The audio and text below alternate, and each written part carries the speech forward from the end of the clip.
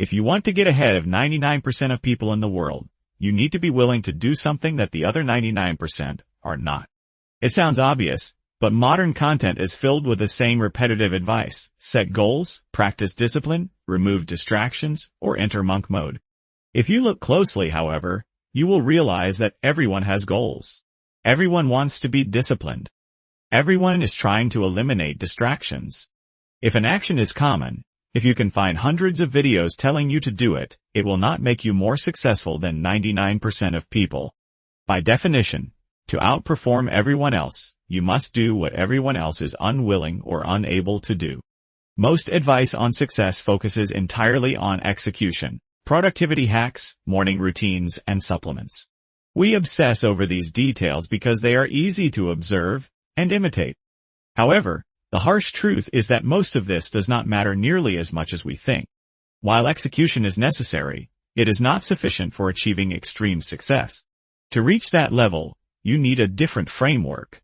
You must have a contrarian idea, you must be correct about that idea, and you must execute it massively.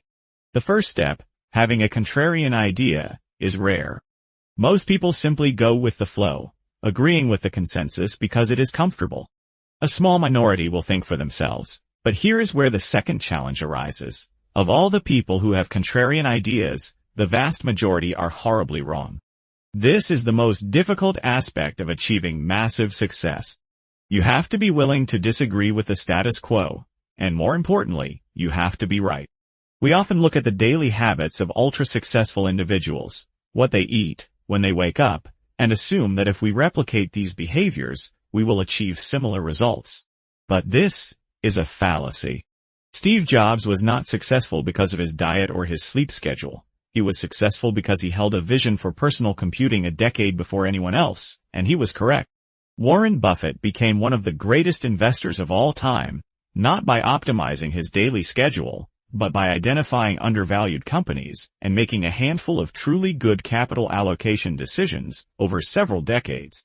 People struggle to accept this because finding that one contrarian decision that multiplies your results by 100x is incredibly difficult. It is much easier to focus on moving furniture around the house, changing your calendar apps, using standing desks, or tweaking your routine, than it is to identify a foundational shift that moves the needle.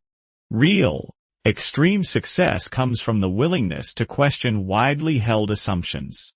It is the ability to look at alternatives others ignore and to adopt unpopular beliefs, sticking with them even when you face ridicule.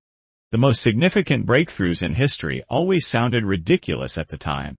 Most successful people are not spending their mornings meditating or following a rigid, popular routine. They are busy navigating a messy, unpredictable world, sticking to their contrarian conviction. However, before you rush toward extreme success, you must consider the costs. There are significant downsides to this path. First, nobody likes a contrarian. Many people fantasize about success because they crave validation, but the reality is often isolating. When you deviate from the path everyone else is on, you may lose friends or be misunderstood by your peers. Extreme success is only meaningful if the path you chose is inherently meaningful to you, and it rarely fixes existing problems in your life or relationships. Second, to be a correct contrarian, you must be willing to be incorrect many times over. Most contrarian beliefs are wrong for a reason. They have been tried and failed by others. If you are young, you may not realize how many of your revolutionary ideas were held by others years ago, only for them to fail miserably and move on. Finally, you must realize that extreme success will not make you happy. Success acts as an amplifier. If you are angry or depressed, success often magnifies those feelings. If you have strong relationships, success enhances them. Ultimately, success should not be the goal in itself. Your motivation should stem from the importance of your contrarian idea, something you cannot imagine not doing. If your only goal is superficial, to buy luxury items or seek status, you might achieve some level of success, but you will likely miss the deeper purpose of the journey. Instead of asking how to become more successful than 99% of people, you should ask yourself why you want that success in the first place.